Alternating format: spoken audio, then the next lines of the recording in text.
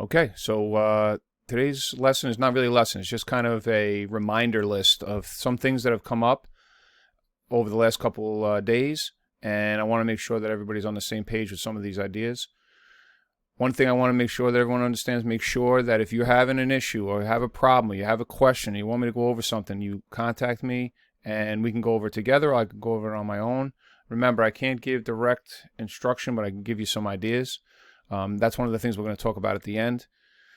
If you have a question, just let me know and we can discuss through the Schoology conferences. All right, so this is the list of kind of the little things that we're going to talk about today real quick.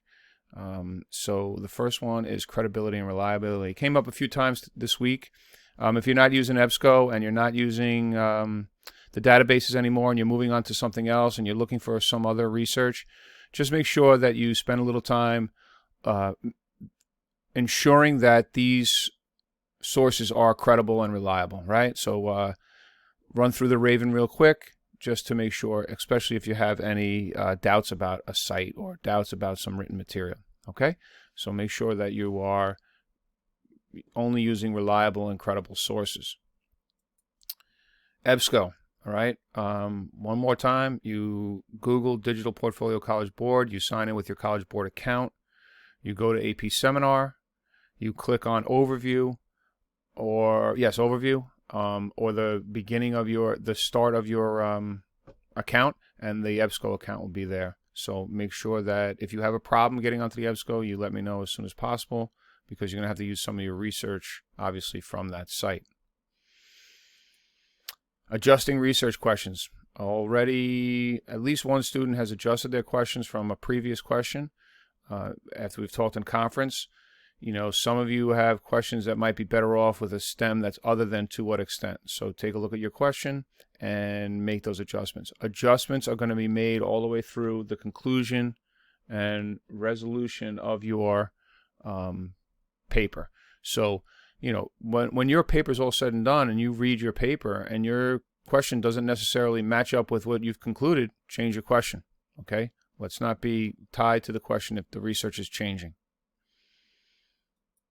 Remind. Most of you are on the Remind, but anyone who's watching and is not on the Remind, there are a few students who are still not on it. This is the way to hook up to the Remind message. All right, and unless you don't want to be bothered by me anymore, which is a possibility, I guess. All right, and then don't do the IWA in order. That's something that I talked to a bunch of students about this week. You know, most of the time when you're doing work, you want to do the hardest thing first and get that over with. I think when it comes to this assignment, it might be easier to do the easiest thing first. Do the paragraph that you feel most comfortable with, get some momentum, get an idea how you're going to do it, and do the same thing, replicate that same idea throughout the next few paragraphs. Most people are having the hardest time with the introduction. If you're having a hard time with the introduction, contact someone else in class who's done it. Contact me. We can talk a little bit about it. Remember, you're going to use this. You need to use the stimulus materials, 2 in the introduction context and 1 in the body of the paper.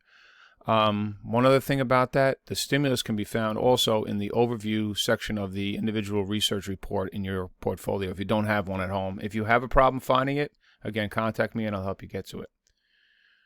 And again, don't do it in the IWA in order. Do it in any order you want and then tie it together and transition it together later on.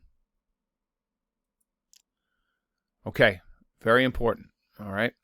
I am not allowed to give you any direct instruction. You are presently taking the exam, so you need to get other people to read your paper besides me.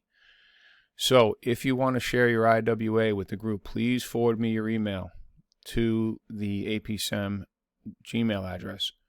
All right, I'll accumulate all the people who want to, and I'll start sharing all the papers in a folder so that everyone can read each other's papers. You need to get other people to read it. You need peer review. This is the way in which you can make your paper even better. So please, if you're interested, send me that email, and we can set that up. And it is a kind of an important piece of this whole puzzle. All right, so good luck. If you have any other questions, like I've said throughout, make sure you contact me as soon as you can. I have a couple meetings this afternoon, I think 3 this afternoon. So if you want to meet, just let me know and we'll set something up.